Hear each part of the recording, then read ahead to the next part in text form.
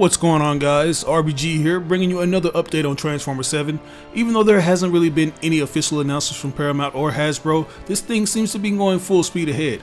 In the last video, we talked about the rumor that this film could possibly be going under the working title Transformers Beast Alliance, and I mentioned that I was a bit apprehensive about all of that because all the updates leading up to this film have been reported by legit sources. But this most recent report contradicted what was already reported months ago from sources like Deadline and Variety. But nonetheless, we're starting to see some things that ensure us that this film is being made and we should hear an announcement very soon. So we're going to talk about it today. Now before we do that, I want to give a big thank you to Surfshark for sponsoring this video and keeping my online identity safe. As we all know, the internet is an absolute godsend, but things can get a little ugly in these digital streets when your personal information is at risk. Thankfully, the people over at Surfshark care about security so much they created a VPN app that secures your data with industry-leading measures by using uncrackable encryption and the most secure VPN protocols. But above all else, it's just a very handy thing to have if you want your online streaming experience to be unlimited. Like whenever I'm chilling and I feel like turning on some Netflix, I use Surfshark to access every movie and show that isn't available in the US. Even though tons of my favorite titles such as Big Bang Theory are licensed for distribution by other streaming sites such as Hulu, Amazon Prime, and HBO Max,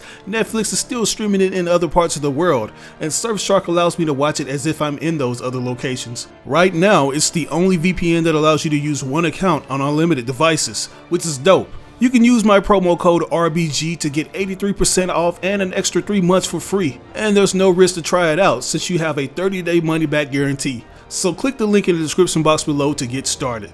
But yeah guys, as I was saying, we are slowly but surely getting close to an official reveal for this new Transformers movie. Last fall, we got the announcement that Creed 2 director Stephen Campbell Jr. had been chosen to lead the project, and Paramount has already pretty much determined a date for the release of this feature film, that being June 24th, 2022. It seems like it was just yesterday that they were allegedly putting an axe to the film, because if you remember, they announced that they were canceling Transformers 7, which was slated to release on June 28th of 2019. They had originally planned to release a film on a yearly to bi-yearly basis with their expanded Transformers universe. To kick things off, we got Transformers The Last Night in June of 2017, and the following year we got Bumblebee. So we were just waiting to get Transformers 7 in June of the following year, but Paramount and Owlspark Pictures ended up scrapping that idea after seeing Transformers The Last Night's small box office revenue, which only grossed $605.4 million compared to the over $1 billion earned by Dark of the Moon and Age of Extinction. And you're probably asking yourself, if that's the case, then why did they still release Bumblebee the following year, right? But that's basically because they had already started filming the movie shortly after they wrapped up production on TF5.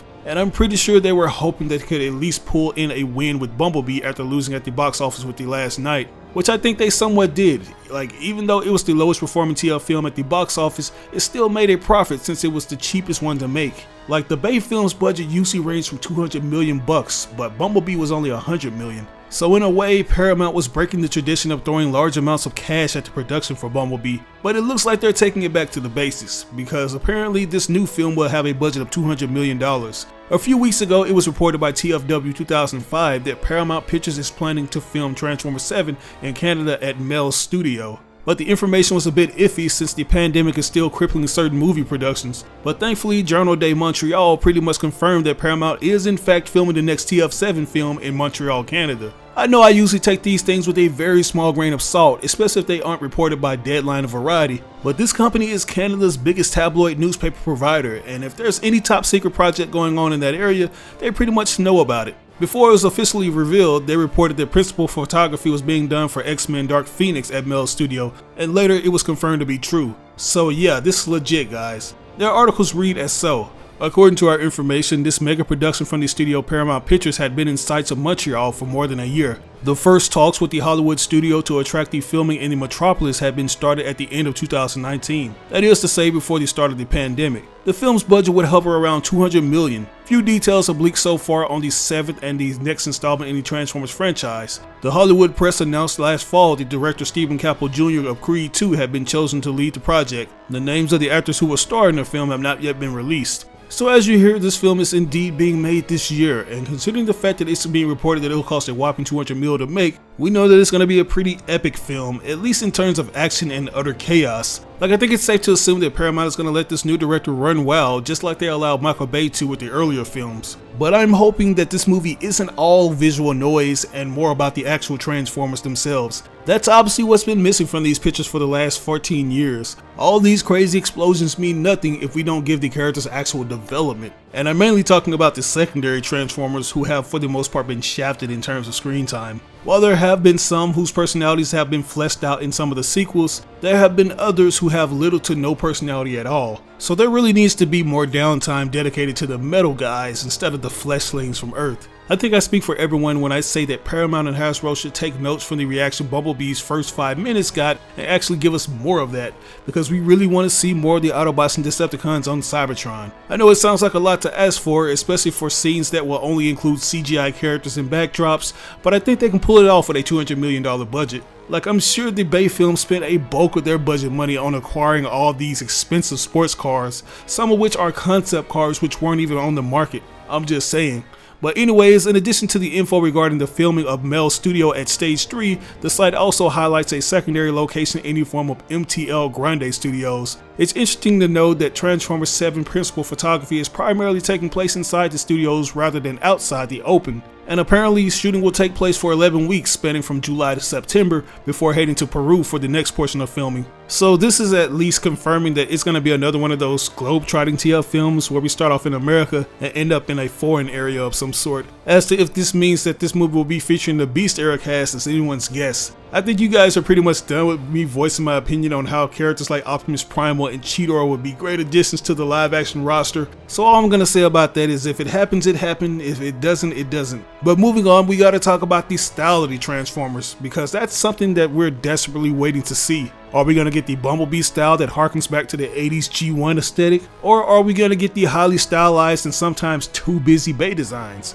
Or is it going to be something in between? It seems like we've gotten some pretty solid concepts for the Autobots and Decepticons over the years, and that's highly accredited to the Bayverse actually showing that these characters can be brought to life in the real world. But as I mentioned earlier, most of the designs were based on expensive cars, so we really haven't seen that many Cybertronian vehicle modes outside of Bumblebee and a few robots from the Bay films. But apparently we're going to be getting more Cybertronian vehicle modes in this new film. TFW 2005 has reported that futuristic vehicle concept artists were hired for Transformers 7. They say, and I quote, "We have received info highlighting that Paramount has hired services of concept artists specializing in futuristic and alien looking vehicles for the upcoming Transformers live action movie, internally dubbed Transformers 7. The artists in question have previously worked on both land and air vehicles not existing in real world. They have worked on projects relating to Star Wars, Marvel Cinematic Universe, Black Panther, etc., and the upcoming Suicide Squad. So as you hear, we're going to be getting these quote-unquote futuristic vehicle alt modes for our Transformers,